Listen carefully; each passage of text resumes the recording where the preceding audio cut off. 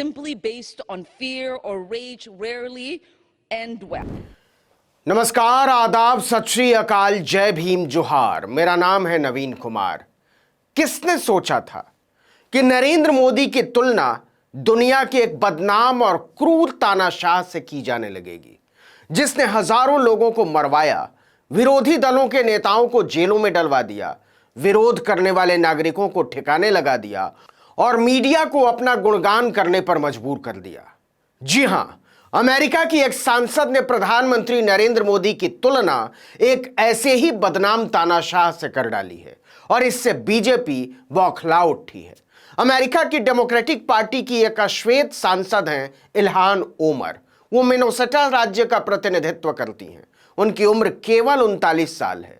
तो आप ये भी नहीं कह सकते कि वो आधुनिक विश्व को नहीं समझती। वह दुनिया के सबसे गरीब देश सोमालिया में पैदा हुई थी, इसलिए गरीबी, प्रतिरोध और सत्ता के अंतर संबंधों को भी अच्छी तरह से समझती हैं। उन इल्हान उमर ने कहा है कि मोदी भारत के अगस्तो पिनोशे हैं। भारत में मुसलमानों पर बोले जा रहे हमलों, जलाए जा रहे उनके घरों, नेताओं द्वारा जनता में भड़काई जा रही नफरत और प्रधानमंत्री नरेंद्र मोदी की खामोशी पर इल्हान उमर ने अमेरिका के जो बाइडेन प्रशासन यानी अपनी ही पार्टी को कटघरे में खड़ा कर दिया है। उन्होंने कहा, मुझे इस बात की चिंता है कि इस बार हम मोदी को अपना नया पिनोशे बनने देना चाहते हैं। दरअसल अमेरिकी संसद में मानवाधिकारों पर चर्चा चल रही थी। चीन पर बात निकल गई। इल्हान बोलने के लिए खड़ी हुई। उन्होंने कहा, चीन तो रिकॉर्ड अत्याचारी है, इसमें कोई छिपी हुई बात नहीं है, पूरी दुनिया यह बात जानती है। लेकिन उन्होंने सवाल उठाते हुए पूछा कि भारत के प्रधानमंत्री नरेंद्र मोदी के बारे में आपकी क्या राय है। यह दुर्भाग्यपूर्ण है कि हम मोदी का समर्थन करके उन्हें बढ़ावा दे रहे हैं। उन्होंने आरोप लगाया कि मानवाधिकारों के उल्लंघन को लेकर मोदी सरकार की आलोचना से बाइडेन प्रशासन भाग रहा है। इल्हाम उमर ने एक ट्वीट में कहा कि मानवाधिकारों पर मोदी सरकार की आलोचना करने में बाइडेन प्रशासन इतना अनिच्छुक क्यों दिखता है। इससे पहले कि हम उन्हें शांति का साथी मानना बंद कर दें, मोदी को भारत की मुस्लिम आबादी के साथ क्या करने की जरूरत है। ये ऐसे सवाल हैं जिनका बाइडेन प्रशासन को जवाब देना चाहिए। It would mean the United States entering the war. It would mean the beginning of World War III. We must reject this completely. The stakes are incredibly high. There has never been on this earth a war between two or more nuclear powers. Augusto Pinochet Chile का एक क्रूर तानाशाह था, जिसने चुनी हुई सरकार को बर्खास्त करके राष्ट्रपति की हत्या करवा दी थी और गद्दी पर बैठ गया था खुद। इस पर आगे आएंगे कि पिनोशे कौन था जिससे मोदी की तुलना की गई है, लेकिन पहले बीजेपी की प्रतिक्रिया देख लेते हैं। इस तुलना पर सुब्रमण्यम स्वामी ने चुटकी ले ली। वो यूं तो बीजेपी के ही राज्यसभा सदस्य हैं, लेकिन मोदी की बखिया उधेड़ने में वो किसी भी विपक्षी नेता से ज्यादा तेज और सक्रिय रहते हैं। इस बार उन्होंने मजा लेते हुए विदेश मंत्री की तरफ सिक्का उछाल दिया। ट्विटर पर उन्होंने लिखा कि मोदी को नया पिनोशे करार देने के बाद आलोचनाओं पर हंसे अमेरिकी सांसद। यह मोदी का कितना भयानक अपमान है। जयशंकर को इसका विरोध करना चाहिए, लेकिन अभी तक विदेश मंत्रालय या भाजपा ने इस पर कोई आधिकारिक प्रतिक्रिया नहीं दी है।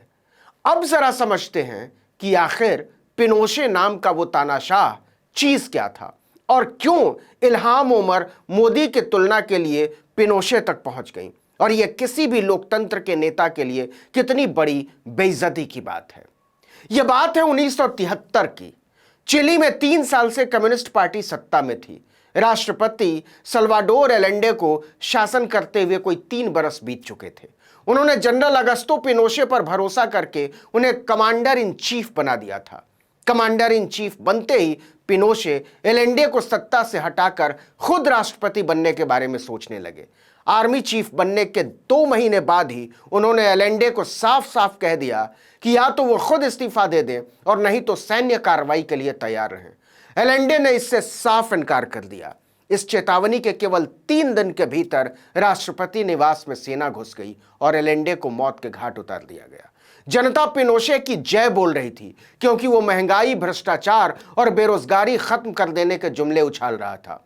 उसने खुद को राष्ट्रपति घोषित कर दिया, लेकिन इसके 2 दिनों के बाद ही पिनोशे ने सारे नागरिक अधिकारों का गला घोंट दिया। मार्क्सवादी पार्टियां गैर कानूनी घोषित कर दी गईं, मजदूर संगठनों के अधिकारों को छीन लिया गया और मीडिया सेंसरशिप लागू कर दी गई। पिनोशे के आतंक से तंग आकर हजारों बुद्धिजीवी, पत्रकार और सामाजिक कार्यकर्ता देश छोड़कर भागने लगे। इस घटना के कोई 20 साल बाद पता चला कि अमेरिकी खुफिया एजेंसी CIA ने एलेंडे की सरकार को गिराने के लिए पिनोशे के पीछे लाखों डॉलर खर्च किए थे। अखबारों और टीवी चैनलों पर पिनोशे की तूती बोल रही थी।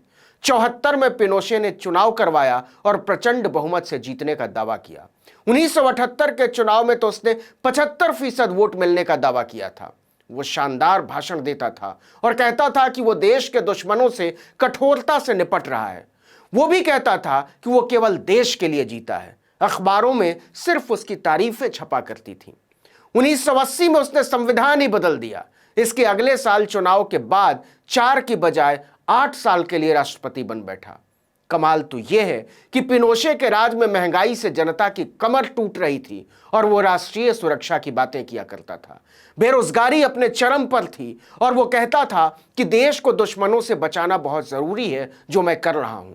अर्थव्यवस्था का भट्ठा बैठ चुका था और जनरल पिनोशे कहता था कि यह पिछली सरकारों की करतूतों का नतीजा है। वो तो दिन रात काम कर रहा है, सोता तक नहीं है। इस तरह वो 17 साल तक सत्ता पर कुंडली मारकर बैठा रहा। इस दौरान उसने कोई 2300 लोगों को फांसी पर चढ़ा दिया। 2 लाख से ज्यादा लोग देश छोड़कर भाग गए और 27,000 लोगों को जेलों में गंभीर यातनाएं दी गईं। कमाल तो यह है कि यूक्रेन में मानवाधिकारों के हनन पर तड़प रही पश्चिमी दुनिया ने जमकर पिनोशे का साथ दिया था। प्रगतिशील मानी जाने वाली लेबर पार्टी के विरोध के बावजूद प्रधानमंत्री मार्गरेट थैचर ने चिली को हथियार बेचे। किसी भी पश्चिमी देश ने पिनोशे पर कोई बड़ा प्रतिबंध नहीं लगाया। हद तो यह है कि 1988 के चुनाव में जब पिनोशे को चिली की जनता ने बुरी तरह से हरा दिया, तब भी उसने सत्ता छोड़ने से इनकार कर दिया। हार जाने के बाद भी वो 2 साल तक चिली का राष्ट्रपति बना रहा। क्यों? इसके पीछे उसने ये दुहाई दी कि देश को ऐसे अनाथ नहीं छोड़ सकता, वो देश नहीं बिकने देगा। 1990 में राष्ट्रपति के पद से हटने के बाद भी 1997 तक वो सेना का प्रमुख बना रहा। इसके बाद वो ब्रिटेन भाग गया, लेकिन 1998 में उसी ब्रिटेन से उसे गिरफ्तार करके चिली लाया गया। लेकिन वो इतना शातिर था कि अदालती कार्रवाइयों से लगातार भागता रहा और उसे कभी सजा नहीं हुई। इसी हालत में उसकी मौत हो गई। अमेरिकी सांसद इल्हाम उमर ने ऐसे गंदे, क्रूर और बर्बर अगस्तो पिनोशे से नरेंद्र मोदी की तुलना की है।